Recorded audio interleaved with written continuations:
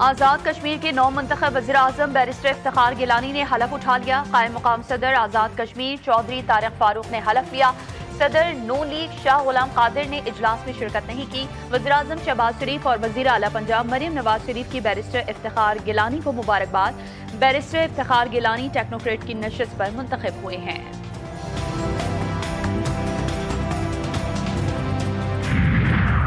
سانحہ فلمز کی تحقیقاتی رپورٹ آج وزیر اعظم کو پیش کی جائے گی۔ کوئی نہیں بچے گا چاہے کتنا بڑا ترم خان ہو۔ وفاقی وزیر صحت مصطفیٰ کمال کا قومی اسمبلی میں اظہار خیال، کہا وزارتوں کے لیے ہم اپنی قبروں کو خراب نہیں کریں گے۔ بطور وزیر صحت خود کو ذمہ دار سمجھتا ہوں۔ پیشکش کی کہ اپوزیشن کمیٹی بنائے، تحقیقات کرے۔ ملکی نظام گل سڑ گیا ہے، روزانہ 1300 بچے مر رہے ہیں۔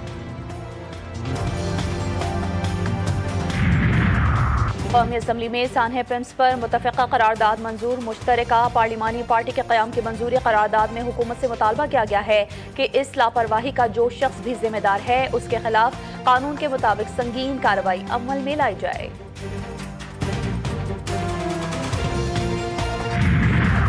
اور جی ایچ کیو راولپنڈی میں فیلڈ مارشل سید عاصم منیر سے سعودی وزیر ماحولیات انجینئر عبد الرحمان کی ملاقات۔ باہمی دلچسپی کے امور اور پاک سعودی تعاون کے مختلف پہلوؤں پر تبادلہ خیال۔ فیلڈ مارشل کا دونوں ممالک کے درمیان قائم اسٹریٹجک شراکت داری کو مزید مضبوط بنانے کے عزم کا اعادہ۔ سعودی وزیر نے علاقائی امن و استحکام کے لیے پاکستان کے مثبت کردار کو سراہا۔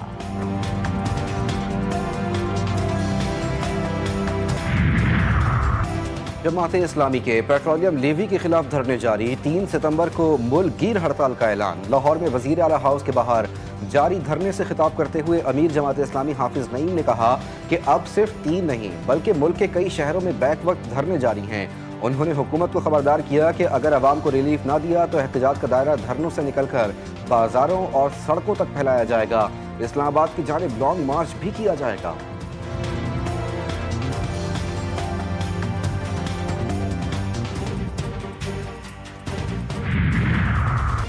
ریاست امن و امان برقرار رکھنے کی اپنی ذمہ داری پوری کرے گی۔ قانون ہاتھ میں لینے والے عناصر سے قانون کے مطابق نپٹا جائے گا۔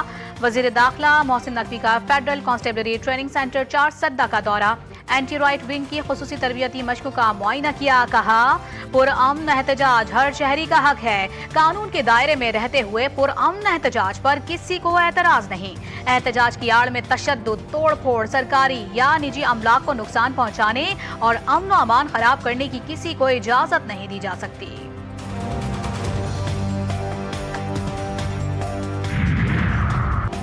ضلع دیامر کے بونر نالہ میں گلیشیئر پھٹنے سے بڑے پیمانے پر تباہی، درجنوں مال مویشی ہلاک، متعدد زخمی، کئی ملبے تلے دب گئے۔ گلیشیئر پھٹنے سے علاقے میں خوف و ہراس پھیل گیا، مزید نقصان کا خدشہ ظاہر کیا جا رہا ہے۔ مقامی افراد نے انتظامیہ سے فوری امدادی کارروائیاں شروع کرنے اور امداد فراہم کرنے کا مطالبہ کیا ہے۔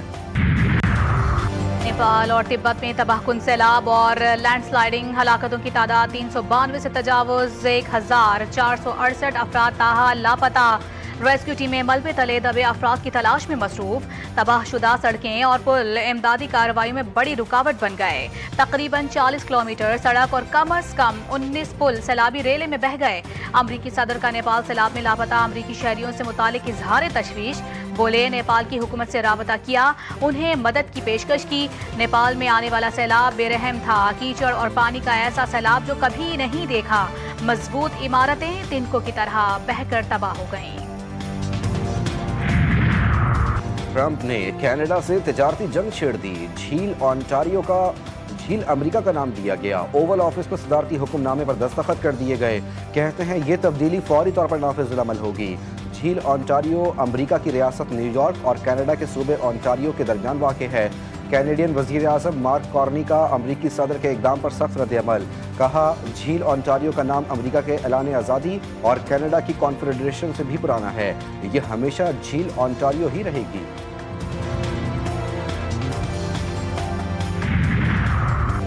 لارڈز ٹیسٹ کا دوسرا روز، انگلینڈ کی ٹیم پہلی اننگ میں 290 رنز پر آؤٹ۔ پاکستان کی پہلی اننگز کا مایوس کن آغاز، 5 रन्स पर पहला नुकसान। शान मसूद 1 रन बनाकर आउट। पाकिस्तान की बैटिंग जारी।